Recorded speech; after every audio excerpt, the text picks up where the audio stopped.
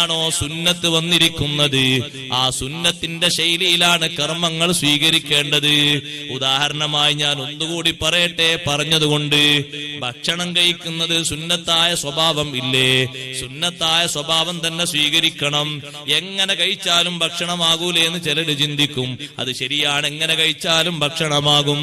കൈകൊണ്ട് കഴിക്കാൻ കഴിയുന്ന ഭക്ഷണങ്ങൾ അത് കൈകൊണ്ട് തന്നെ കഴിക്കലാണ് സുന്നത്ത്, ഭക്ഷിക്കലാണ് സുന്നത്ത്. അതേ സമയത്ത് കൈയിനൊരു തകരാറും ഇല്ല, കൈകൊണ്ട് എടുത്ത് കഴിക്കാൻ പറ്റും. പിന്നെയും അതാ ഉപകരണങ്ങൾ പിടിച്ച് വലത്തെ കൈകൊണ്ടും ഒന്ന് കൊത്തിയെടുക്കുന്നു, ഇടത്തെ കൈകൊണ്ടും കൊത്തിയെടുക്കുന്നു.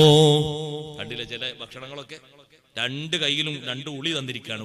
ഉളി പോലത്തെ രണ്ട് ഉപകരണം അല്ലേ? നല്ല 3 കൂർപ്പുള്ള പിന്നെ ചെറിയ കയ്യില് കണ്ടില്ലേ മോനെ?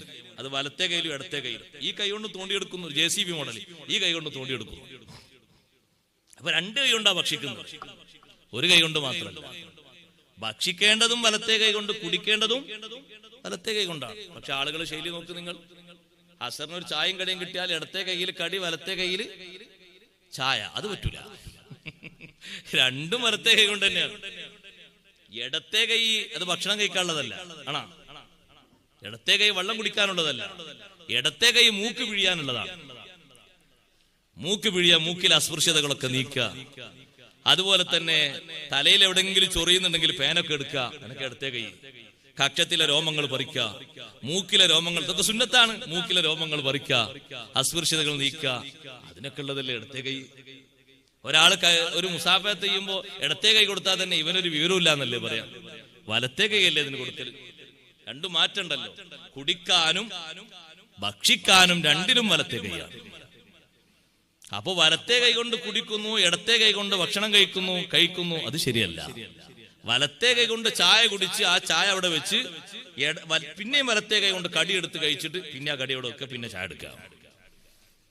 കടിക്കാൽ ഇടത്തെ കൈ ഉണ്ടാകരുത്. കാല് കൈകാനുള്ള കൈയാണ് ഇടത്തെ കൈ. വലത്തെ കൈ കൊണ്ട് കാല് കൈകരുത്, ഇടത്തെ കൈ കൊണ്ടാണ് കാല് കൈക്കേണ്ടത്. കാല് തേച്ച് കൈകൾ സുന്നത്തുണ്ട്, കൈയുണ്ട്. അത് ഇടത്തെ കൈ കൊണ്ടാണ്, വലത്തെ കൈ കൊണ്ടല്ല. പക്ഷെ പലതിനും നമുക്ക് ഷൂട്ടബിൾ ആയി കിട്ടുന്നത് വലത്തെ കൈ. അതുകൊണ്ടാണ് ചില ആൾക്കാരൊക്കെ വലത്തെ കൈ കൊണ്ട് നീങ്ങുന്നത്. മൂക്ക് ഉസ്താദെ, മൂക്ക് പിഴിയുന്നത് ഇടത്തെ കൈ കൊണ്ടാണ് സുന്നത്ത് എന്ന് പറഞ്ഞാലും നല്ലോണം അങ്ങോട്ട് പിഴിഞ്ഞു വരാൻ നല്ലത് വലത്തെ കൈയാണ്. അത് പറ്റൂല. നമുക്ക് അങ്ങനെയാണ് ഷൂട്ടബിൾ നോക്കിയിട്ടല്ല, എങ്ങനെയാണോ സുന്നത്ത് വന്നത് അങ്ങനെ നോക്കിയിട്ടാ കാര്യം ചെയ്യേണ്ടത്. അതാണ് സ്വീകരിക്കേണ്ട മാർഗം. നഖം എങ്ങനെ മുറിച്ചാലും മുറിയും. പക്ഷെ നഖം മുറിക്കേണ്ടതിന് ഒരു ശൈലിയില്ലേ, ഒരു രൂപമില്ലേ? ഉണ്ട്. ദിവസമില്ലേ? ദിവസമുണ്ട്. ഒന്നുകിൽ തിങ്കളാഴ്ച ദിവസം. ഇന്നേതാ ദിവസം? തിങ്കളാഴ്ച അല്ലേ? കഴിഞ്ഞു, ദിവസം കഴിഞ്ഞു. ഇത് നാളത്തെ രാത്രിയല്ലേ? തിങ്കളാഴ്ച, അല്ലെങ്കിൽ വ്യാഴാഴ്ച, അല്ലെങ്കിൽ വെള്ളിയാഴ്ച. ആ 3 ദിവസം നോക്കുക നഖം മുറിക്കാൻ. മുറിക്കുന്നതിന് മുമ്പ് 2 കൈകളും കഴുകണം, നഖങ്ങളൊക്കെ കഴുകണം. സുന്നത്തുണ്ട്. സുന്നത്ത് നല്ലോണം നിയ്യത്ത് ചെയ്തുകൊണ്ട് ആദ്യം തന്നെ നമ്മൾ ഈ അത്തഹിയാത്തിൽ ഉയർത്തുന്ന വലത്തെ കൈയിന്റെ വിരല് ആദ്യം അതിന്റെ നഖാണ് മുറിക്കേണ്ടത്. മുസബ്ബിഹ വിരല്, അതാണ് ആദ്യം തുടക്കം വലത്തെ കൈയിന്റെ. പിന്നെ അങ്ങനെ ചെറുവിരൽ വരെ മുറിച്ച് പിന്നെ അതിന്റെ തള്ളവിരല്. ഒരാൾ ആദ്യം ചെറുവിരലിൽ നിന്ന് തുടങ്ങി നഖം മുറിയില്ലേ? നഖം മുറിയും, പക്ഷേ അത് സുന്നത്തിനെതിരാണ്. കാലിൽ ഒരാൾ ആദ്യം തന്നെ തുടങ്ങി തള്ളവിരൽ, വലിയ വിരൽ നോക്കിയിട്ട് തള്ളവിരലോട് തുടങ്ങി, സുന്നത്തിനെതിരാണ്. സുന്നത്ത് ചെറുവിരൽ കൊണ്ട് തുടങ്ങണം. വലത്തെ കാലിന്റെ ചെറുവിരൽ കൊണ്ട് നേരെ തുടങ്ങി ഇടത്തെ കാലിന്റെ ചെറുവിരൽ വരെ. ഏതെങ്കിലും ഒരു കൈയിന്റെ ഒരു വിരലിന്റെ നഖം മുറിക്കാതിരിക്കുന്നത് ഇത് പാടില്ല. എല്ലാ വിരലിന്റെ നഖങ്ങളും മുറിക്കണം. ഉസ്താദെ, ഒന്ന് അടയാളം വെക്കാൻ വേണ്ടി അങ്ങനെ ഒന്നില്ല. എല്ലാ വിരലുകളും ഒരുപോലെ മുറിക്കണം.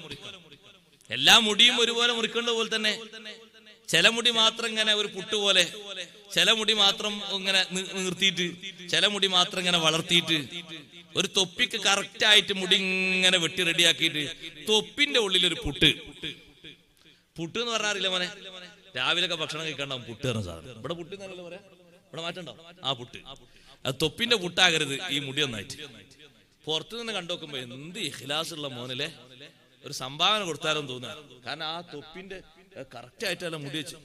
അപ്പോഴാണ് തൊപ്പി തലേന്ന് തെറിച്ചു പോയപ്പോ തൊപ്പിന്റെ ഉള്ളിൽ ഒരു പുട്ട്, വലിയ പുട്ട്. കുട്ടികളൊക്കെ പണ്ട് ചിരട്ടന്റെ പുട്ടുകൾ, അതുപോലത്തെ ഒരു പുട്ട് തുപ്പിന്റെ ഉള്ളിൽ. മുടി സമമായി മുറിക്കണം, അങ്ങനെയാണ് അതിന്റെ സുന്നത്ത്. പകുതി ഭാഗം മാത്രം വടിച്ചു കളഞ്ഞ ഒരു കുട്ടിയെ കണ്ടപ്പോ അഷ്റഫുൽ ഖൽഖ് സ്വല്ലല്ലാഹു അലൈഹി വസല്ലം നിങ്ങൾ ആ കുട്ടിയെ വിലക്കി, മോനെ ഇങ്ങനെ ചെയ്യരുത്, ഒന്നുകിൽ മുടി നീ മുഴുവനായും കളയണം, അല്ലെങ്കിൽ എല്ലാ ഭാഗവും ഒരുപോലെ മുറിക്കണം. മുറിക്കുന്ന ആൾക്കാരോട് പറഞ്ഞു, ചില ആൾക്കാരൊക്കെ മുടി മുറിക്കുമ്പോ അവർക്ക് അങ്ങനെ ശീലായി പോയിട്ടുണ്ട്. എന്ത്, മുൻഭാഗത്ത് കുറച്ച് മുടി ഇങ്ങനെ ഒരു അമ്പ് മോഡലിൽ കുറച്ച് അവിടെ വെച്ച് അങ്ങനെ ശീലായിട്ടുണ്ട്. അപ്പൊ അവരോട് പറയണം, മുന്നിലും ബാക്കിലും ഒരുപോലെ മുറിക്കണം, എല്ലാ ഭാഗത്തും. നെറ്റി അത് വെളിവായി നിൽക്കേണ്ട ഒന്നാണ്. നെറ്റി മുടി കൊണ്ട് മറയാൻ പാടില്ല. മാത്രല്ല സഹോദരങ്ങളെ, നെറ്റിയുടെ ഇപ്പുറത്തേക്ക് താഴ്ന്ന രൂപത്തിൽ മുടി ഇങ്ങനെ മേലോട്ട് വെച്ചിട്ടുണ്ടെങ്കിൽ, മേലോട്ട് ഇങ്ങനെ വാർന്നു വെച്ച മുടിയാണ്, ആ മുടി ഇങ്ങനെ കറക്റ്റ് ഇങ്ങോട്ട് തൂക്കി നോക്കുമ്പോ നെറ്റിന്റെ ഈ തലയുടെ അതിർത്തിയിൽ നിന്ന് ഇപ്പുറത്തേക്ക് പോരുന്ന മുടിയാണ്. ആ മുടിയാണ് ഉളൂയിൽ ഒരാൾ ഇങ്ങനെ തൊട്ടി തടവിയതില്ലെങ്കിൽ അതും പ്രശ്ന. തലന്റെ അതിർത്തിയിൽ നിന്ന് പുറത്തുപോയ മുടി തടവിയാൽ പോരാ, ഉളൂയില് തടവൽ ശരിയാകാൻ. തലന്റെ അതിർത്തി നിന്നൊക്കെ പുറപ്പെട്ടു പോയ മുടിയാണ്. മുടി തലന്റെ അതിർത്തിയുടെ ഉള്ളിൽ പാകപ്പെട്ടതാകണം. അപ്പൊ ആ പാകത്തിൽ തന്നെയാണ് മുടി മുറിക്കേണ്ടത്. ചെവിക്കുറ്റിയുടെ ഭാഗവും പെരടിയുടെ ഭാഗവും ഒക്കെ വളരെ കറക്റ്റ് ആക്കിക്കൊണ്ട് മുടി മുറിക്കണം. അങ്ങനെയാണ് അതിന്റെ സുന്നത്ത്. നഖം മുറിക്കേണ്ടത് അതേ ശൈലിയിലാണ്. ഭക്ഷണം കഴിക്കുന്നത് എപ്പോഴും ഒരേ നടുഭാഗത്തിന്റെ ഭാഗം ബാക്കിയാക്കിയിട്ട് വലത്തെ ഭാഗത്തുനിന്നും ഇടത്തെ ഭാഗത്തുനിന്നും വലത്തെ ഭാഗത്തുനിന്നും ഇടത്തെ ഭാഗത്തുനിന്നും ഇങ്ങനെ എടുത്ത് നടുവിലെ ഭാഗം അവസാനം കഴിക്കുക. അങ്ങനെയാണ് കഴിച്ചിട്ട് അവസാനം ഒരു കഷ്ണം, ഇറച്ചി കഷ്ണമോ മറ്റോ ഒന്ന് അവസാനം ഒന്ന് വറക്കത്തിൽ. അങ്ങനെ ഇറച്ചിയും മീനും കഴിക്കുന്നതിന് കുഴപ്പമൊന്നുമില്ല.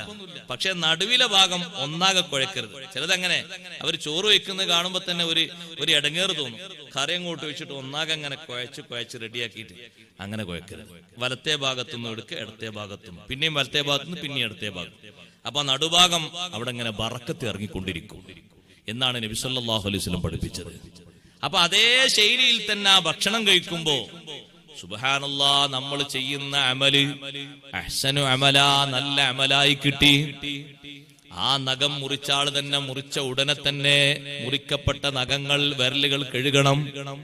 മുറിച്ച നഖങ്ങളോ അത് പുറത്തേക്ക് വലിച്ചെറിയരുത്. ഒരു ചെറിയ കുഴി കുഴിച്ചുകൊണ്ട് അതിന്റെ ഉള്ളിൽ മറവ് ചെയ്യണം, അതും സുന്നത്താണ്. സഹോദരങ്ങളെ, ഈ അവസ്ഥകളൊക്കെ ഒരാൾ പാലിച്ചുകൊണ്ട് ഒരു കാര്യം ചെയ്യുമ്പോഴാണ് അത് നല്ല അമലായി തീരുന്നത്.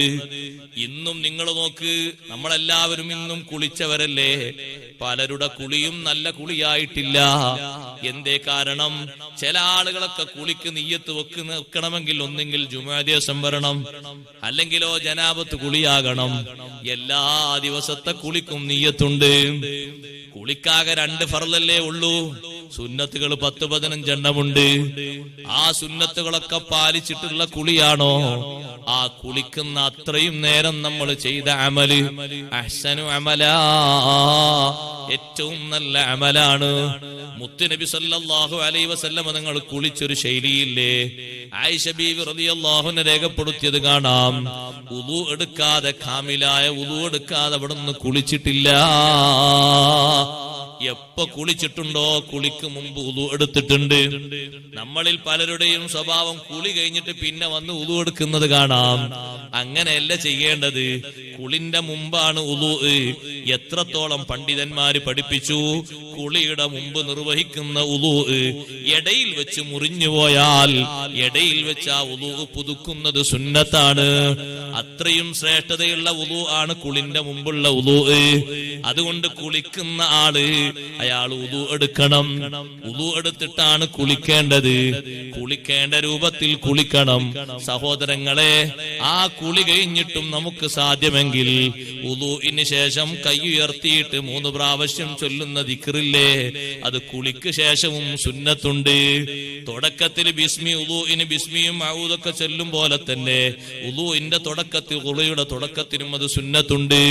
എല്ലാ ദിവസത്തെ കുളിക്കും നിയ്യത്ത് വെക്കണം. ഇന്നത്തെ സുന്നത്തായ കുളി ഞാൻ കുളിക്കുന്നു നിർവഹിക്കുന്നു എന്ന് നിയ്യത്ത് വെക്കുക. അല്ലെങ്കിൽ എന്ത് ലഭിക്കും? നല്ല തണുപ്പ് കിട്ടും, ശരീരത്തിലെ മാലിന്യങ്ങളൊക്കെ നീങ്ങിക്കിട്ടും, ചെയ്യുന്ന പ്രവർത്തനം നല്ല അമലായി രേഖപ്പെടുത്തപ്പെടൂല. അതൊരു കുളിയായി നമ്മുടെ കിതാബിൽ രേഖപ്പെടുത്തപ്പെടണോ? കുളിക്കുള്ള ഫർള് രണ്ടെണ്ണമാണ്. ഒന്ന് നിയ്യത്താണ്, മറ്റൊന്ന് ശരീരം മുഴുവനും വെള്ളം ഒലിപ്പിക്കലാണ്. രണ്ടും ഉണ്ടെങ്കിലേ ഒരു കുളിയായി പരിഗണിക്കൂ. വെള്ളിയാഴ്ച മാത്രം ഒരു നിയ്യത്ത്, ജനാബത്തിന് മാത്രം ഒരു നിയ്യത്ത്, അങ്ങനെ മതിയായിക്കൂടാ. അപ്പൊ ബാക്കിയുള്ള ചെയ്യുന്നൊക്കെ വെള്ളം വെറുതെ വേസ്റ്റാക്കലാവൂലേ? ഒരു തണുപ്പിന് വേണ്ടി മാത്രമാവൂല, അത് പോരാ. അത് നല്ല ഒരു അമലായിട്ട് മാറണം. ഭക്ഷണം കഴിക്കുന്നിടത്ത് വരെ അങ്ങനെയല്ലേ മഹാന്മാര് പറഞ്ഞത്?